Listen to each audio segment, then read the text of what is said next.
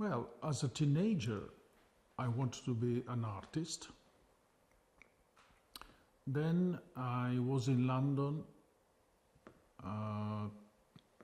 when I was 18, and in my spare time I studied English, and in my spare time I went sometime to the ICA Art Center library, and I recall that one day when I went there, I looked some of the books,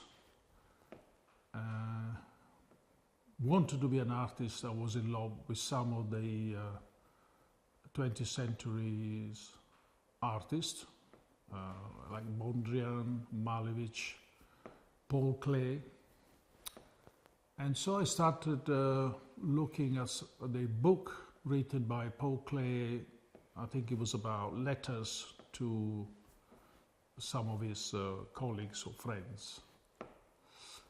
And in one of these letters, Paul Klee said that the greatest form of art is architecture. And that particular second, it really made a strong change to my thinking and my decision about being an artist, so I decided to become an architect, right in that particular second.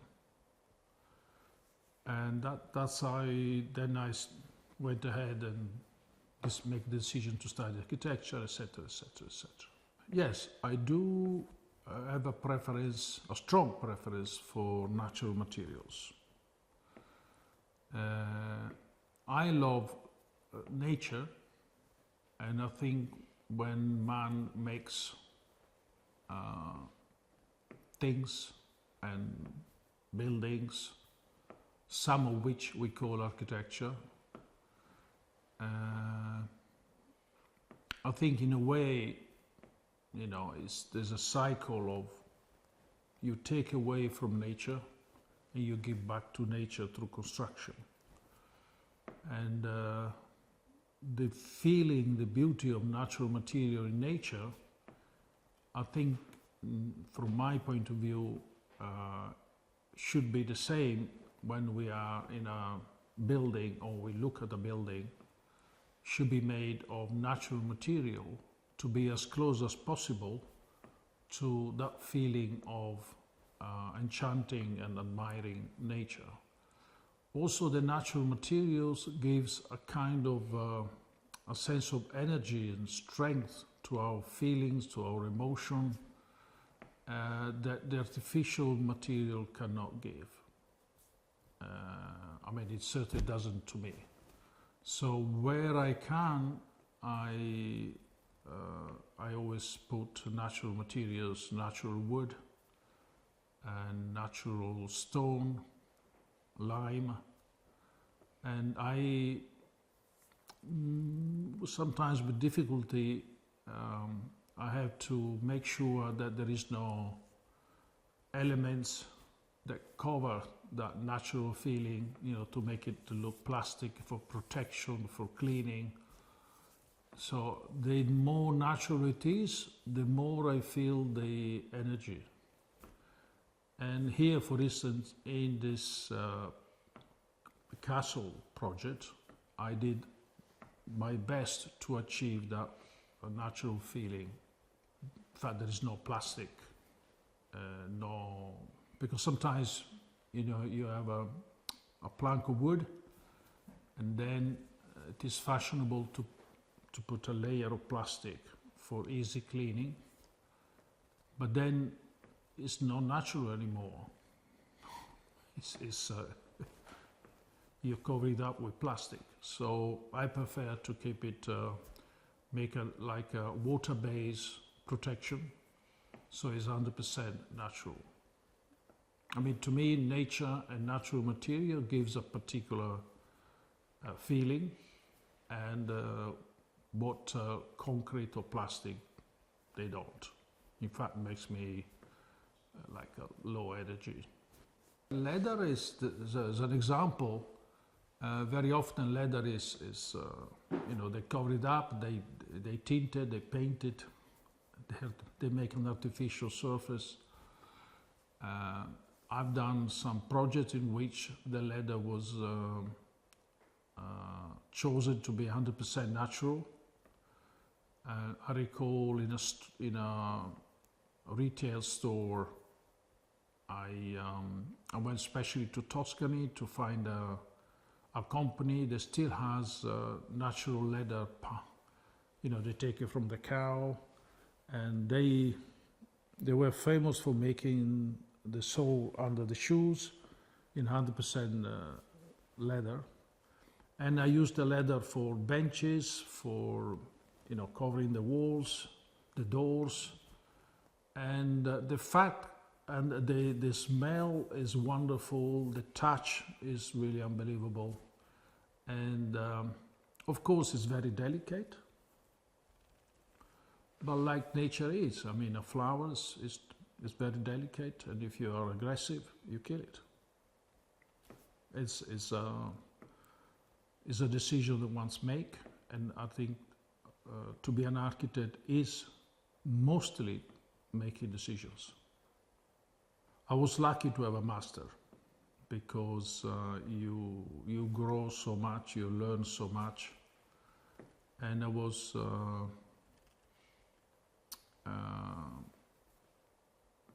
it was like a passion for me to listen and grow. And Fronzoni was like a genius, not like, he was a genius. Fronzoni was a genius who made me introduce me to Japanese architecture, to minimal art, minimal architecture, and so I owe him a lot. He educated me more as a man rather than a career person, more of like an education of the soul.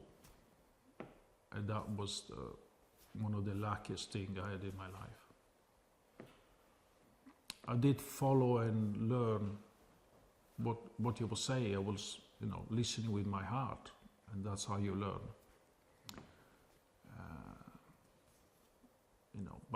But then it teach me the quality of life, which goes from having a coffee to having a painting on the wall, to have a building which has a certain relationship with nature.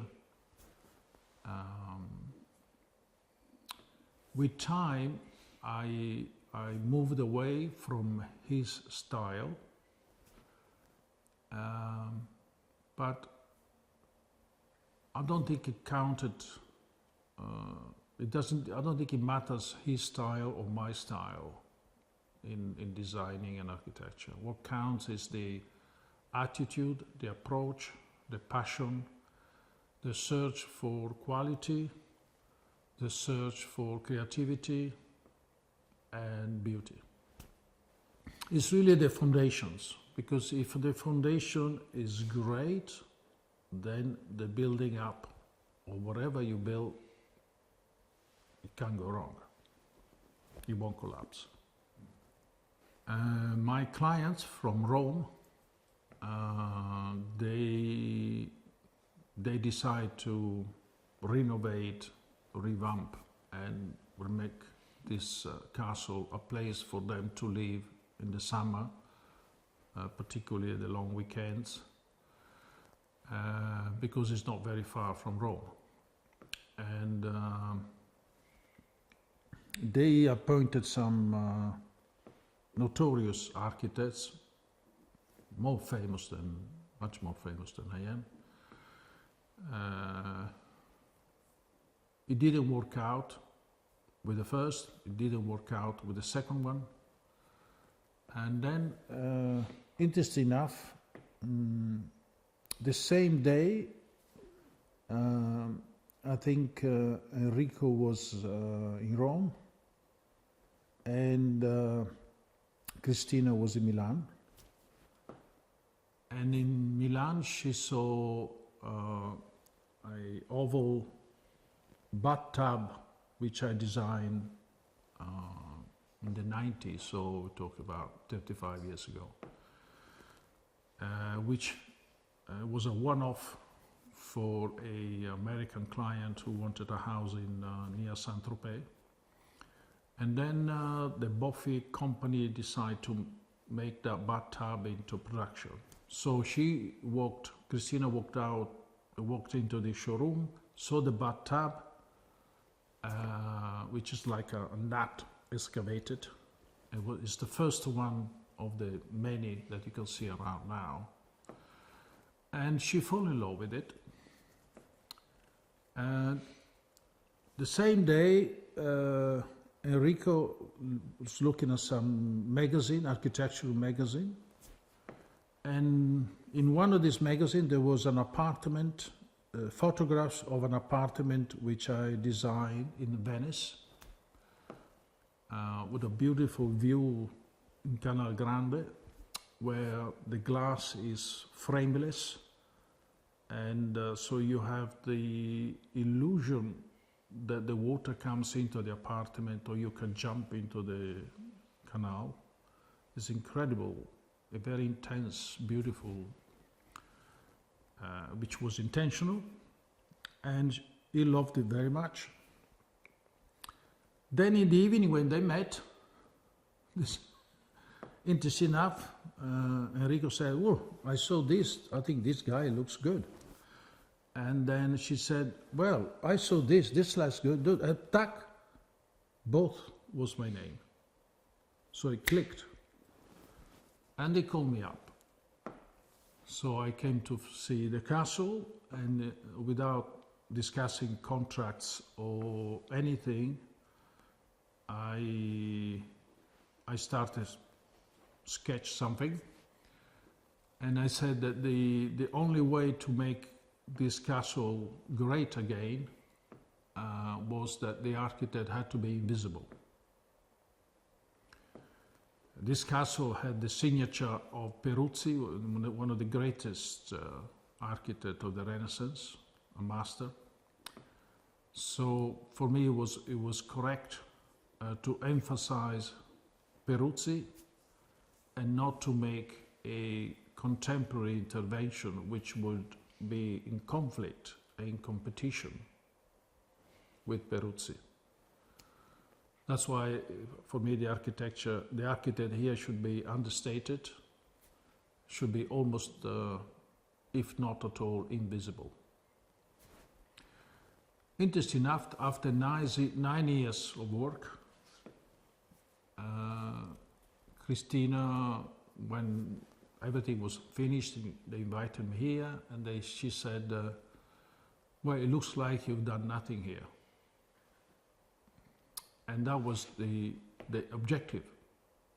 9 years earlier, my objective was that the architect had to be invisible. So from that point of view, quite successful. It took 9 years to achieve it, to construct it, like some buildings takes even 400 years to make. Yeah. It takes whatever it takes.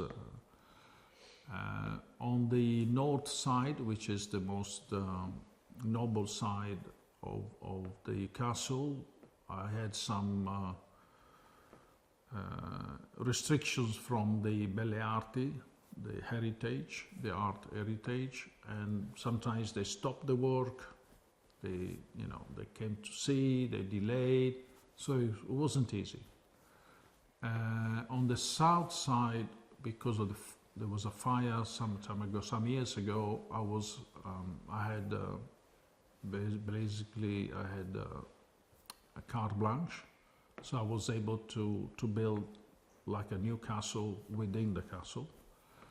And but I made sure that the design was such that if you visit the castle now, it looks like that's how it was. The new doors in wood, in chestnut wood, the new floor in chestnut, because there's a lot of chestnut trees around the castle. It wasn't easy. I think the contractor made, I remember, I can't remember, it was 6 or 7 or 8 different samples of finishes because they wanted to plastify the wood, make it to look what people say is practical. And so the wood is protected with just water base, no plastic whatsoever. And maybe to achieve that, it doesn't take a couple of days. It might take, weeks and weeks. I drive builders mad, but that's because I know exactly what I desire, and that has to be achieved. And luckily, Cristina and Enrico were with me, because the client must be great client to achieve this level. If you go and look at modern interiors in buildings where they have wood floors, parquet, the planks are of the same size, equal sizes. So let's say it's 4 inches. All of them are 4 inches. This gives a feeling of machine make, standardized machine made. Now the soul of this castle is everything except machine made.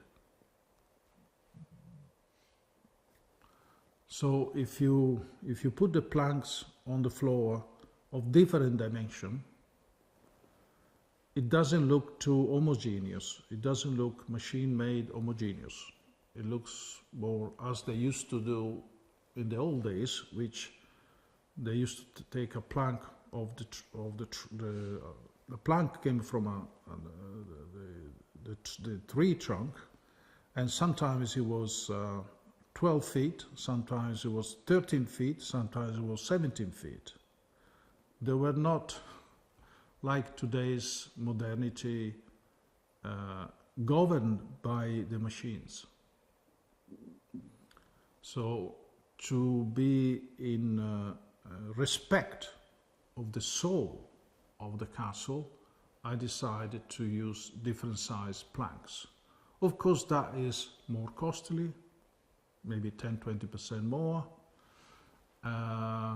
It's harder for the contractor to lay down the floor, but if you have the support of the client, then it's happening. And when we perceive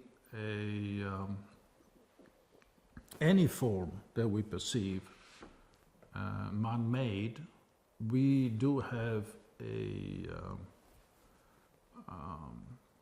a certain feeling about it.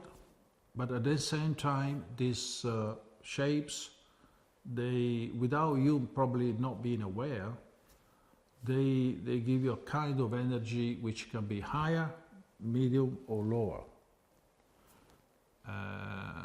For instance, a triangular shape is obviously is always about aggressivity. You know, they're aggressive because a sword, a knife is always made with a triangle shape, you know, an arrow. So that maybe you're not aware, but it does give you a dark energy. For instance, if you have a round shaped wall, that is more, it's about the earth, the sun, so it's more of a cosmic energy. So it's plain, it circulates, you know, in a soft way, and does something to your own soul. Of course, you're not aware of it, you don't think about it, because you're too busy with the iPhone or whatever, internet, and you're not aware of it. but it does give you something. It is energy. They are frequencies. They come to your soul, to your even to your body. Some shapes can lower your feelings, and some are lift you up. From my point of view, architecture task is to lift up your soul towards the divinities, towards the sky. And in fact, buildings are, you can divide buildings in just buildings, and some you can call them architecture. And architecture, where do you define architecture apart from engineering point of view? You can define architecture from those beautiful buildings, and you call them beautiful because even if you don't think about it, they do lift you up. They do something, they raise up your soul towards the sky. An ordinary building doesn't do that. In fact, that's the opposite. They lowers your soul. It's not that every building we see is architecture, by far. In fact, it's now become, the word architecture, unfortunately, has become very vague, too generalized. Any building they do is architecture. It's not. It's just a building. I grown up with pencils, sketches, and so I keep making finger sketches on my iPad, and I think I grew up with it, so I find it difficult to go to computer drawings, CAD drawings. There is no movement, there is no freedom. You know, I have my assistants, they all have CAD drawings, 3D computer, wonderful things. But what I've noticed is that they don't have full freedom. The freedom that your finger has is unbelievable. The computer doesn't give you that freedom. It gives you possibilities, options, but never freedom. It's interesting. I've noticed by working with, you know, all my assistants with their computers. In fact, interesting enough, I usually write a post-it and put it on their computer and say, don't let technology governs you. Because that's the danger of technology that takes over and you become the machine. That's the danger you have to be aware of. So I have the luxury to, you know, I move from sketches to on paper to iPad. I've always been a fan of Steve Jobs. And in fact, by reading the book of Steve Jobs, I think at one point Stephen said, God gave you the fingers. Why using the pencil? I thought that was very beautiful. And that, you know, sometimes in life you have this cosmic energy tells you certain things, and you must have the intuition to say, wow, this guy's right. And since I read that from Steve Jobs, I stopped using pencil and only use fingers. And it's beautiful. And I think he was totally right. That's why you play the piano with the fingers, not with the pencil. So you can also draw up with the fingers. Nature is full of colors. Maybe because of my Mediterranean background, you know, where you have these incredible colors in nature, and also If you look at traditional Italian architecture, it's very much very colorful. If you go to, I don't know, if you go to Bologna, for instance, you have all this reddish, earthy color. Or if you go to Tuscany, it is brownish. If you go to Valdorcia. So there is an incredible beauty in the color of nature. And if you use natural material, I think there is something great about, you know, a brown, like for instance in this castle, the chestnut color. It is like Wittgenstein said, you cannot call it, you cannot say it's brown. It's brownish. In nature, there is no such a thing as red. It's reddish because it's never homogeneous, never flat. You know, if you buy artificial color now, like when they paint houses, etc., it's all flat. Nature is never homogeneous. You know, it's there is like a patina. There's something what some people call imperfections, because they want everything flat. And nature is never flat. It is always a movement, a roundness, a unevenness.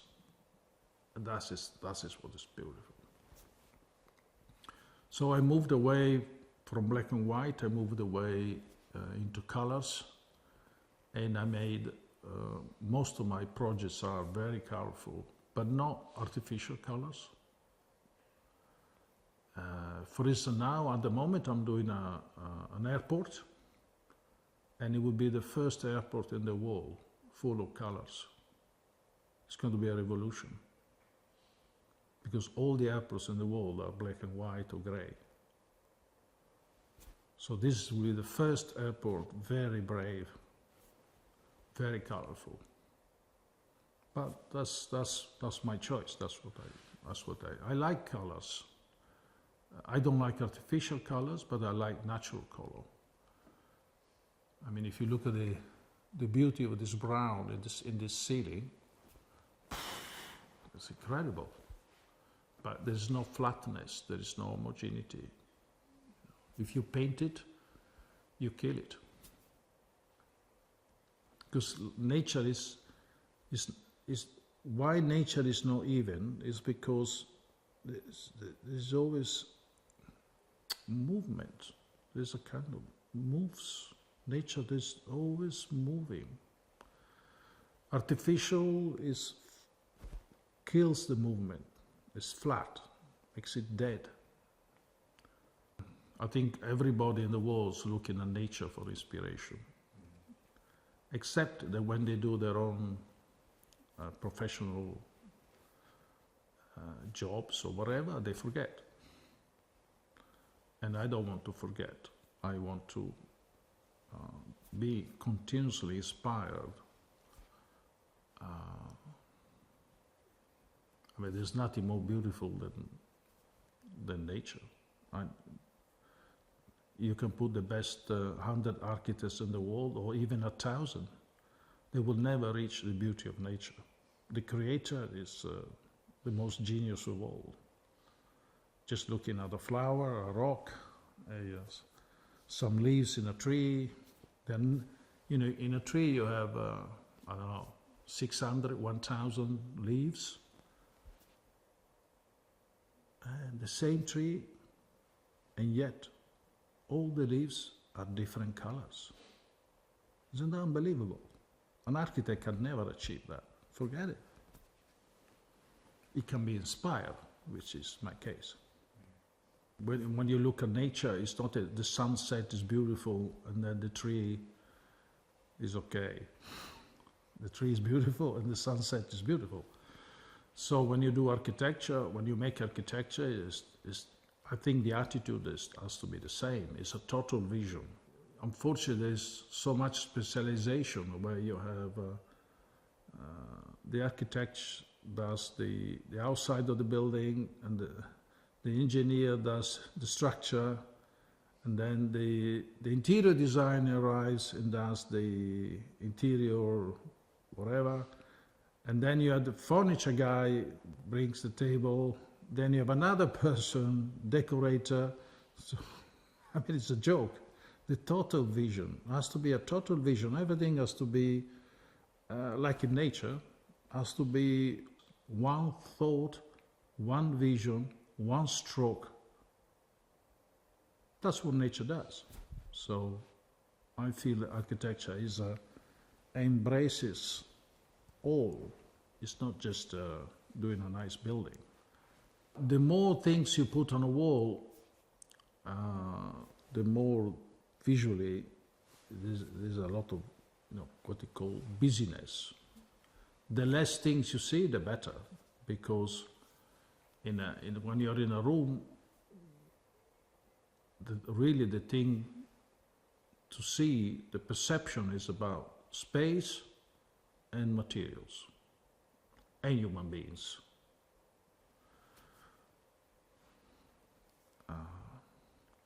So if you have a wall full of paintings and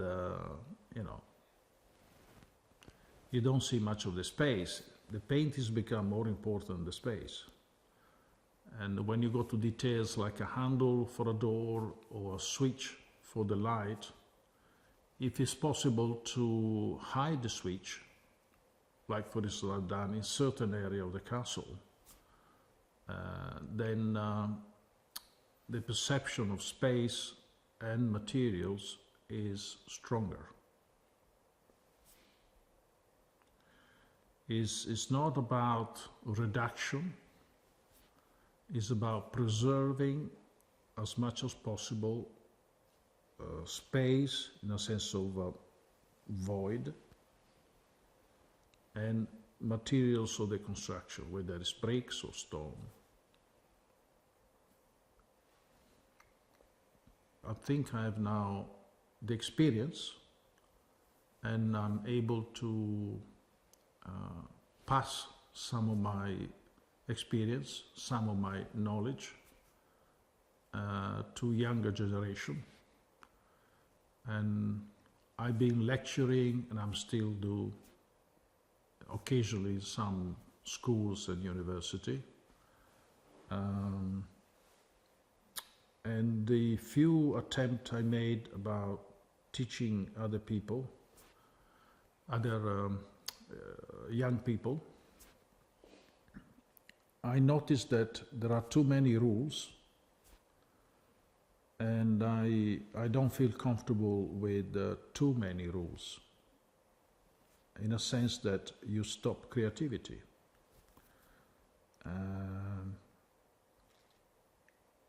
For instance, from my point of view, if a student who study architecture or design, when he's in a school, he should not worry about 10 years later when he's going to work in an office or work for himself. He has to have the total freedom to express his own intuition, his own imagination, his own feeling in the project. He shouldn't have any limitation. And what I noticed, my experience, is I don't want to talk badly about professors and teachers, but I noticed that there are some limitations on this free expression, as being free to express yourself. So the young student feel always intimidated not to pass the exam because he has done not exactly or similar to what the professor says to him. So the professor says, I like triangles, so the student has to do triangles. I recall some people that came to work in my office, and during the interview they showed a portfolio, and they showed maybe something weird with a lot of triangle, kind of complex. And I said, why this is so contorted? Can it be simpler? Is there a reason? So they say, well, if I don't do that, I don't pass the exam. I hate it too. I've started, and I'm going to do some workshops for young students and help them try to give my point of view and experience. And I've been trying to make my own school, even here at the castle, but so far I haven't been able to find the money to be able to do it. You know, maybe in the future will be, if God wills, I'll be lucky to have the fund to make my own school and give some of my time to young people and perhaps move them away from choosing stone through a computer, because that's what they do now. They treat stone like wallpaper.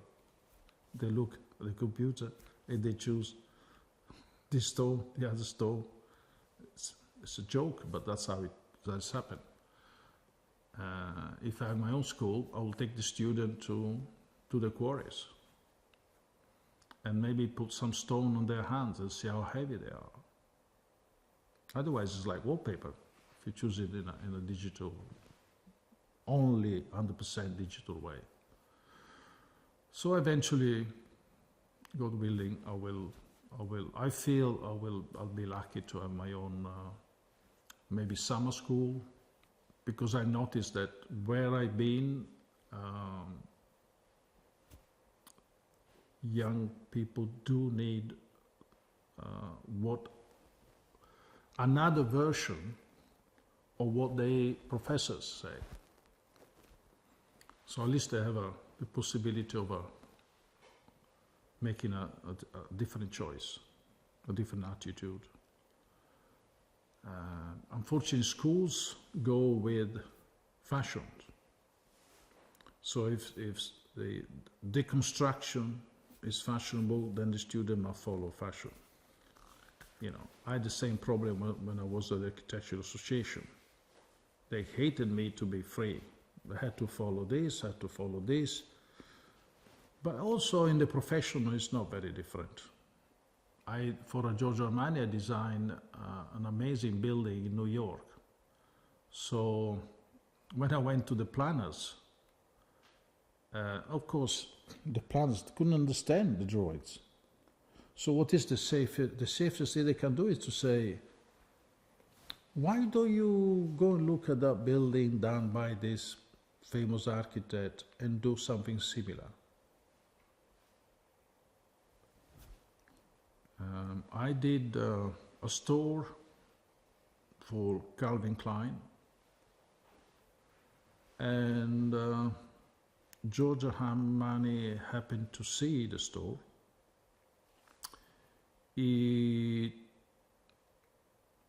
Through his PA, he called me up, and I was, let's say, lucky. Then he called me up. I was around the corner from him. So I was having a coffee near his office, right in the San Babila area, Monte Napoleone. And when they called me up, in a relaxed way, I said, "Oh, it's a beautiful, lucky day. It's sunny here in Milan." I said, "You're in Milan?" So she said, "Wait a second." I went to speak to Giorgio Armani, and she said, "Mr. Armani said, can you come over now?" And I said, why not? I've just finished the coffee, so come. So I went over there. We had a 10 minutes chat. I did thank him because I think he was preparing the fashion show. So he was very busy, but nevertheless he wanted to see me. It was like cosmic tac, tac, tac. We had a nice chat, and he loved my watch that I had at that time. And he said he wanted to do a store, a new image, blah, blah, blah, blah, in a few seconds. And he said, can you come up? He gave me carte blanche. And I said, of course. Then I did the presentation, and he loved the presentation. We started with Giorgio Armani Black Label in, the first store was in Paris, next to the Ritz. And since then, it was a 10 years experience did 25 stores around the world, from Australia to Santa Mesa. And I used to come to Milan from London every fortnight on a regular calendar rhythm. And we used to have incredible meetings. Because a creative person with another creative person, the energy is beautiful, it's very powerful. Because as long as the objective is the same, so there is no competition. If the target is one particular, in that case is the image of a store. If the target is the same and creativity goes towards that target, then there is no competition about ego. I'm more important, I'm more wealthy, I'm more younger, or whatever. And so it worked very well. It was beautiful 10 years. Then, of course, I helped him with the hotels, but after 10 years, he decided to move from minimal architecture style to another style, and so said goodbye. But nevertheless, it was a wonderful 10 years. I think I completely changed the attitude to store design, because for the first time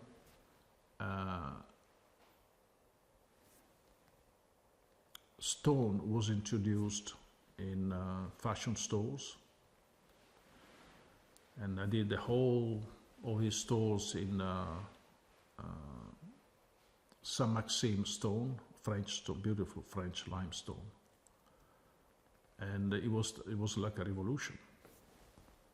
Then I recall when I did Milan, I did break the floor. I made a ramp down into the basement, which you could see from the window. So 1,000 architects arrived from all over the world, even from Japan. And the salesmen were furious that all the architects, they were not coming to shop, they were coming to photograph. It was like a revolution at that time. We're talking about 25 years ago. No, I had a fantastic time of exchange. I learned from him, he learned from me. So it was a reciprocal, also very honest approach. No discussion, completely focused on creativity. Decision on making materials, and I recall when I suggested to have ebony wood, which is very rare, real ebony wood. So one of his assistants said, he said, but it's easy to get this material, to the technical guy. And the guy said, well, we need this amount, but there is a container coming from Asia of this ebony, and we cannot get what we need because the container is huge. So Armani said, get the whole container. Because his vision was saying, let's do all the shops, not just one. He already had intuition he took the risk. Then the first store, when it was completed in Paris, his bodyguard said, "You stay there." And we went around the store, just him and myself, in total silence, not a single word. Every single thing, the drawers, the hanging, and then at the end of the tour, he said, "Great, we'll make many of this." But it was very interesting because he asked his assistant and bodyguard not to come with us. So he was like, we made it more special, like if it was sacred. It was I was very touched by that idea, moved. Mr. Armani was a pure gentleman. There was no, there was a boardroom meeting with all his assistants, and he was saying something, maybe sometimes he had a great idea, sometimes the idea were not so great. And so he was looking at all the others, and what do you think? And everybody said, "Wow, fantastic, great, bellissimo." And because I am what I am, I'm not going to change. Whether it's the Pope, whether it's Armani, whether it's Kanye West, I'm not going to change. I said, "But Mr. Armani, we can improve it, can be better, can be, how about if we do this, it would be even more beautiful." I was the only one who wouldn't say yes.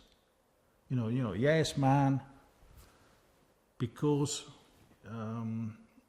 it's against my nature. If somebody I respect, he asks me a question, I answer what is in my heart. I'm not going to answer, "Oh, this guy, I have to be careful, he doesn't give me the money, he fires me," all this fear.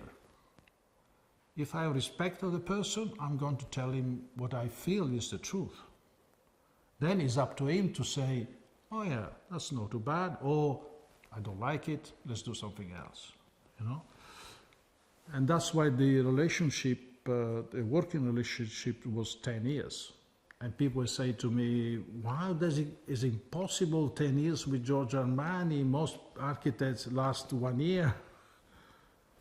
And I think the fact that I was not a yes man, always say what I felt, that made the 10 years.